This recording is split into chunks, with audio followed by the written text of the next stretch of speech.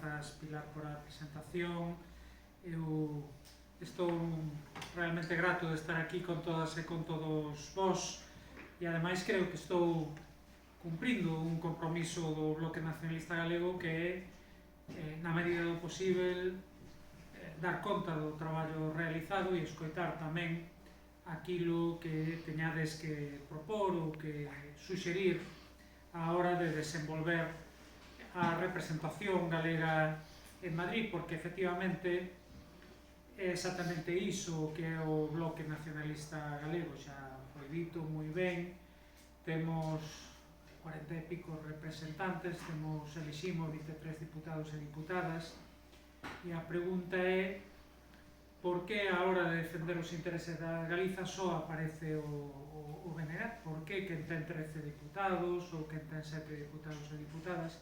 non utiliza a forza, a capacidade que iso dá para condicionar as políticas dos gobernos españois, sexan cales foren, a hora de beneficiar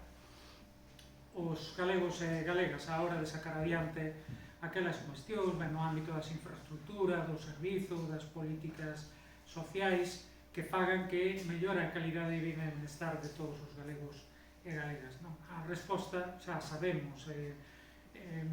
hai unha diferenza fundamental que non ten que ver coas persoas, porque seguro que hai persoas mellores e peores no PSOE, persoas mellores e peores no PP e persoas mellores e peores no BNG, pero podo asegurarvos que a representación do BNG en Madrid históricamente, desde o ano, se non me engano, 1996, que conseguimos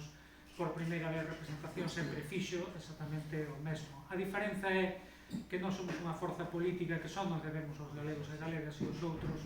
ao final, pois debense ás direccións que teñen en Madrid, e en función diso votan, e en función diso actúan, mesmo que aquilo que lles mandan votar prexudique os galegos e galegas. E hai numerosos exemplos. Eu conto sempre unha, non sei se chamarlle unha anécdota, porque, en fin, isto aconteceu de verdade. É o caso dun señor que foi diputado do Partido Socialista e que, cando deixou de ser diputado, porque xa acabara, digamos, a súa vida pública,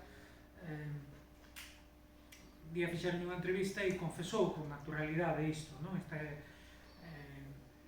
Salvador Fernández Moreda, que sabedes que foi despois presidente da Diputación da Coruña bastante tempo, pero comezou, creo que, non sei se foi na primeira legislatura ou na segunda, pero hasta creo que na primeira legislatura foi diputado pola Coruña. Entón, cando xa estaba retirado, fixeron unha entrevista e preguntaban como se vivía esa primeira legislatura, e ele dicía,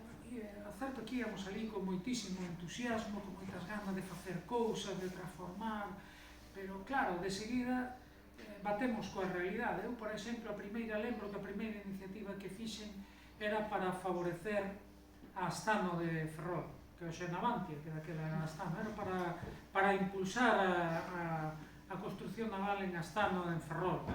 Eu fixen a iniciativa e cando lle levei o portavoz do meu grupo para que a asinase, que é preceptivo, que as iniciativas vayan asinadas polo portavoz de cada grupo, leu aquilo e dixome, non, isto non pode ser, porque, claro, isto beneficia a Ferrol, pero perxudica a Cádiz, e nós onde temos os votos en Andalucía, o sea que olvídate que isto non vai para diante. E isto contou Noel con esta naturalidade. O problema é que desde 1977 ou 79, que sería esa primeira legislatura despois da Constituinte, até agora os diputados galegos do PSOE e os diputados e diputadas galegas do PP, ou agora o de Sumar, fixeron sempre exactamente o mesmo.